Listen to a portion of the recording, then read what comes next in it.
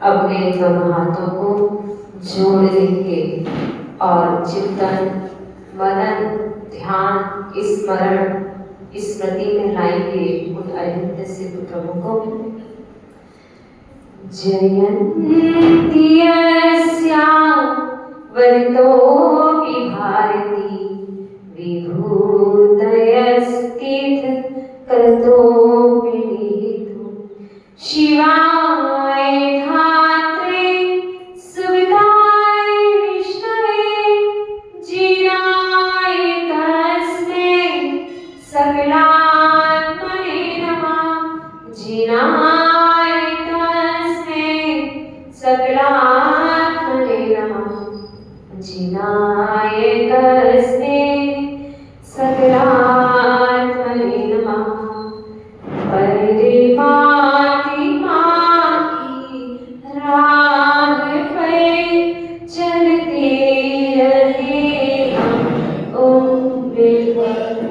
परमात्मा की राह पे चलते रहे हम उम्र भर।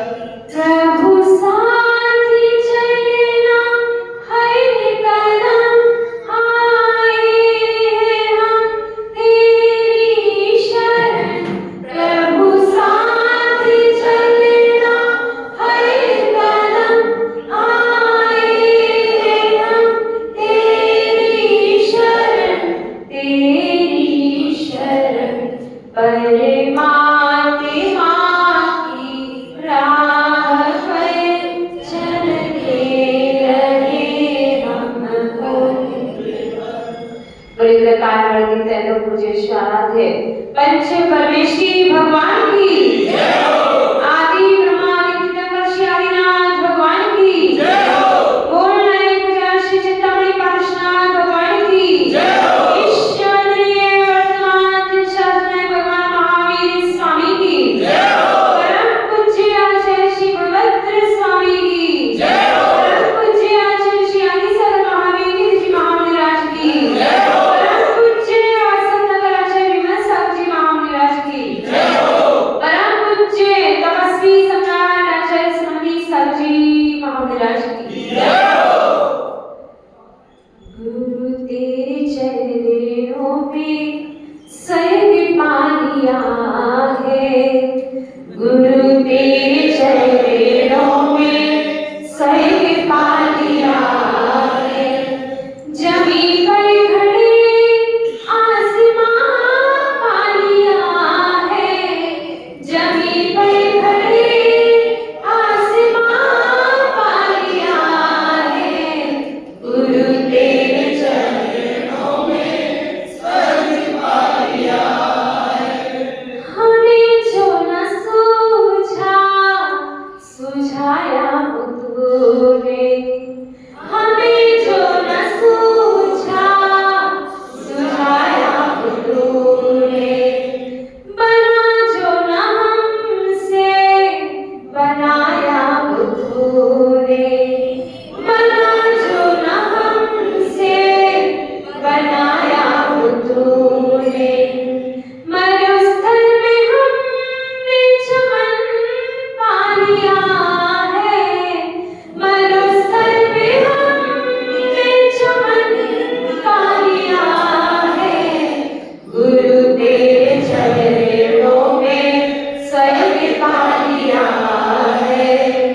गुरु तेरे चरणों में स्वर्ग पा लिया है। गौ दीक्षा शिक्षा गुरु का श्रद्धे महाराज भगवान दिव्य तपस्वी राष्ट्र भैया वृद्धाचार्य सरस्वती शिरोमणि अध्यात्म वात्सल्य सम्राट जीवन शिल्पी आचार्य भगवंत श्री सुंदर साहब जी महामुनिराज की तीन कम नवगुण मुनिराजों की कालशाम में जिनवाणी माता की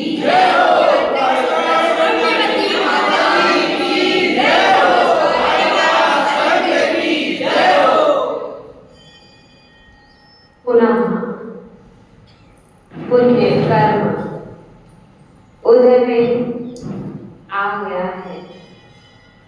पुनः वह शुभ कर्मों का उदय आया यहाँ एक साथ बैठकर जिनवाणी श्रवण कर रहे हैं।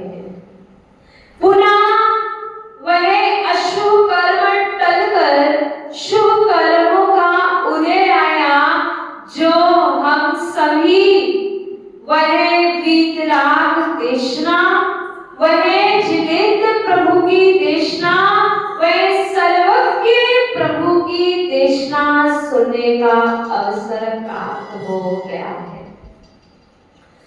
बड़े ही पुण्यशाली वह जीव होते हैं जो सच्चे देव शास्त्र गुरु के प्रति समर्पित होते हैं। बड़े ही महाभाग्यशाली वो लोग होते हैं जो सही वस्तु का मूल्य समझ पाते हैं। बड़े ही परम सौभाग्यशाली वह लोग होते हैं जो जिनेंद्र प्रभु की वाणी को सुनकर अपने जीवन में सम्यक चारित्र को धारण कर पाते हैं और वह सम्यक चारित्र को धारण करके मोक्ष की डगर, मोक्ष की यात्रा प्रारंभ कर देते हैं।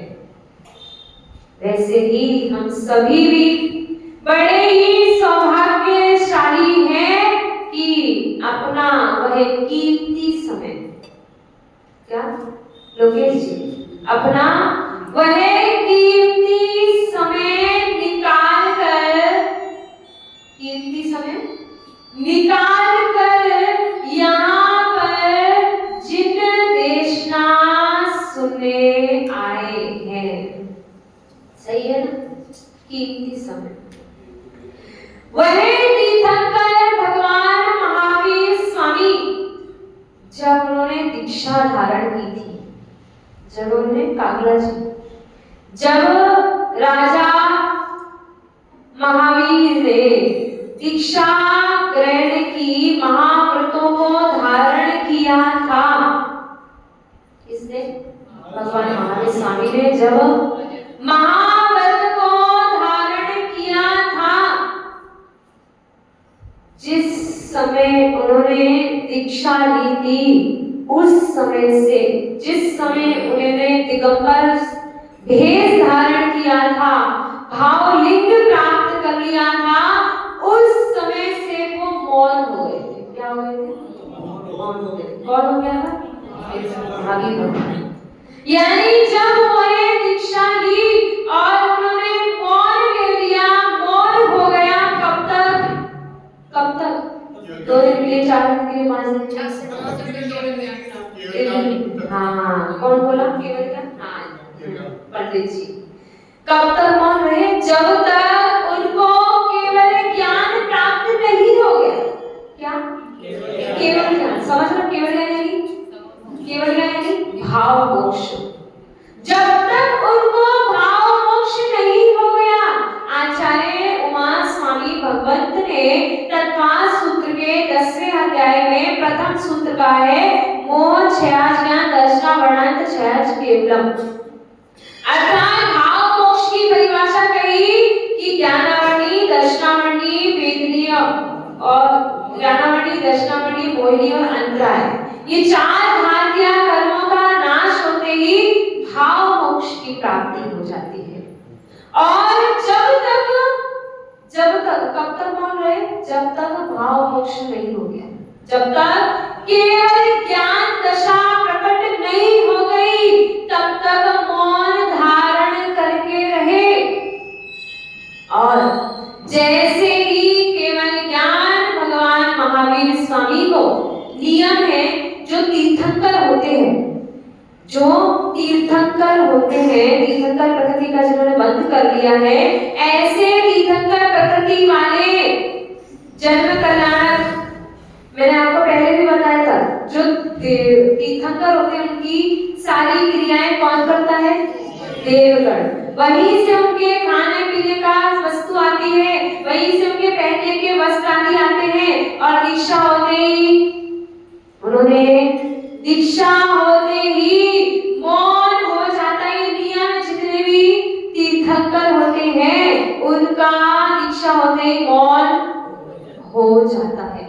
लेकिन जैसे ही केवल ज्ञान हो जाता है, केवल ज्ञान होने के बाद, पारस जी, केवल ज्ञान होने के बाद भी अगर वो मौन रहे तो ये तीर्थ को कौन चलाएगा? ये केवल ज्ञान होने के बाद भाव मन समाप्त हो जाता है। उनकी जो भी क्रियाएं होगी वह सबकी सब स्वाभाविक होगी। वह कुछ भी अपने मन से नहीं करते। मुकेश जी, भगवान की दिव्य ध्वनि की कीर्ति है ना, वो भी स्वाभाविक है, वह भी स्वाभाविक है। भाव मन नष्ट हो गया है, मन में किंचित भी इच्छा मात्र नहीं बची है। इसके तीर्थंकर, जिनको केवल ज्ञान प्रकट हो गया है, तीर्थंकर प्रकृति का उदय आ गया है। क्या केवल ज्ञान होने के बाद इतनी छोटी सी भी इच्छा नहीं बची कि भाई चलो मुकेश जी का थोड़ा कल्याण कर दे, चलो थोड़ा अंकुर भैया का कल्याण कर दे? ऐसी बिल्कुल भाव मन नष्ट हो गया है। फिर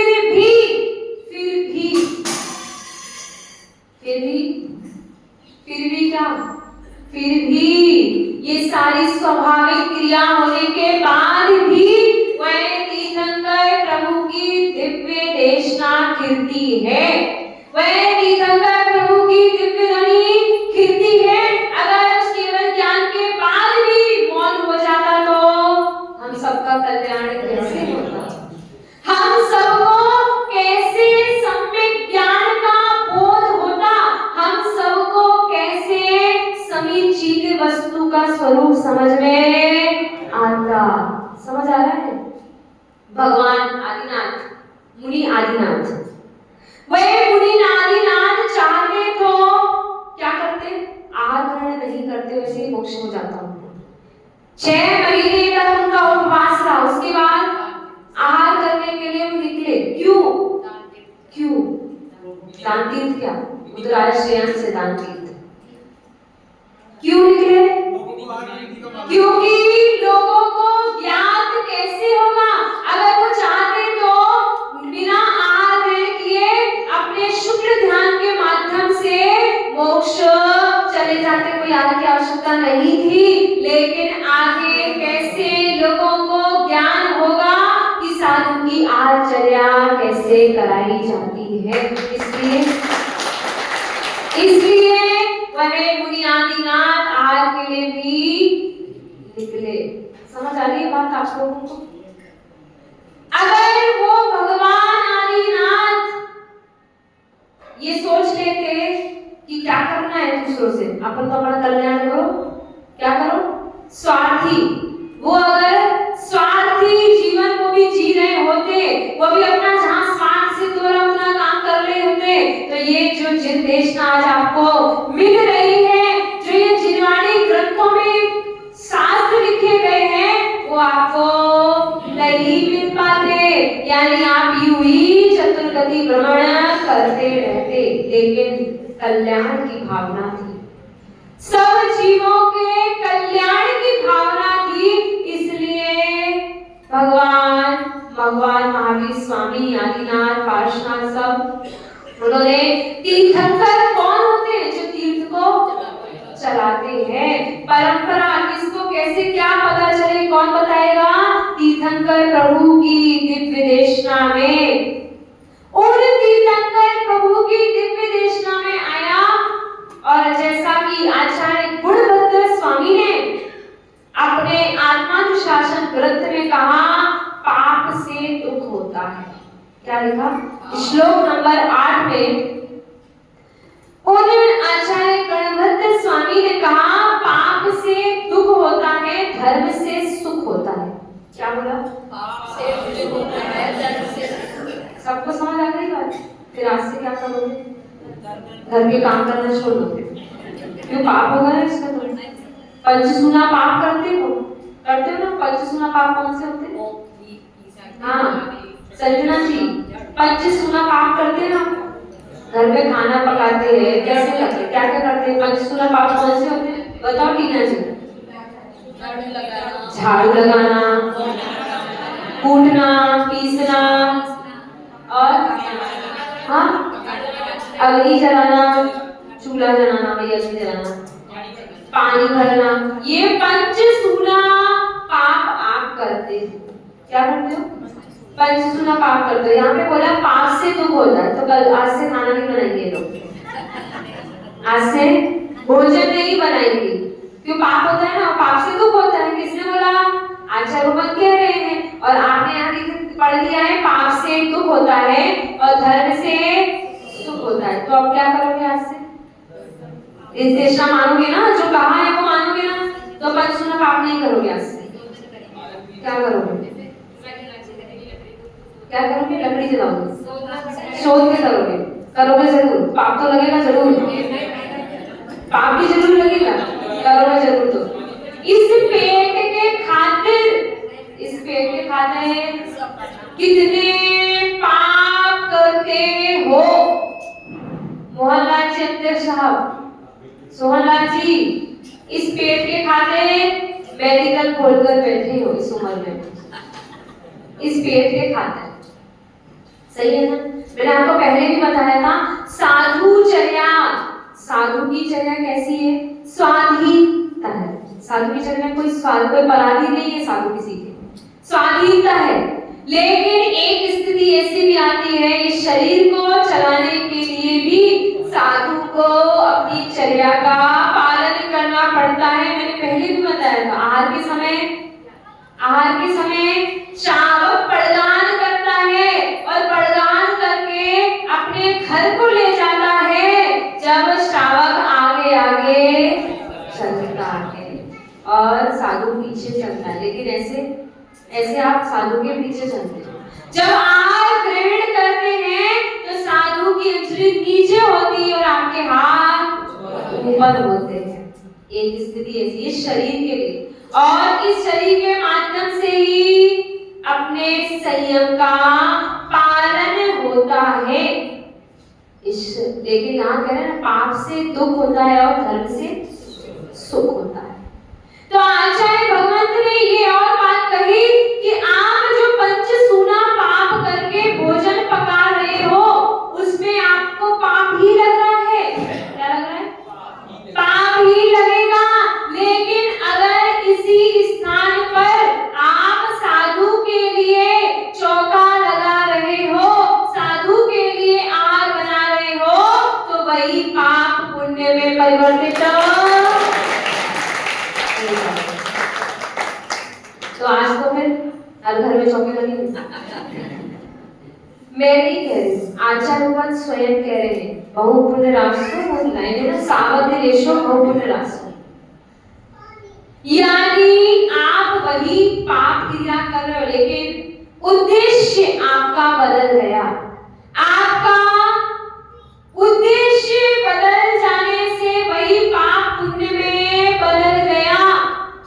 जैसे आप सुबह उठे और सुबह उठते ही सबसे पहले दिमाग में क्या है? क्या करना है? झाड़ू लगाना। सुबह उठते ही सबसे पहले कहाँ जाना है? मंदिर जाना है। कहाँ जाना है? सुबह उठते ही मन में संकल्प कर लिया कि हमें मंदिर जाना है। तो सुबह उठते ही जो आपकी दैनिक क्रियाएं, नहाना धोना आदि क्रियाएं हुई, तो आपका उद्देश्य बदल गया। तो आपको तब से ही पुण्य लगना प्रारंभ हो गया। आ रहे 10 लक्षण पर्व, हमने अभी से अपने दिमाग में सेट कर लिया कि हमें इन 10 लक्षण पर्व में पूजा, विधान, अभिषेक, अपनी दैनिक क्रियाओं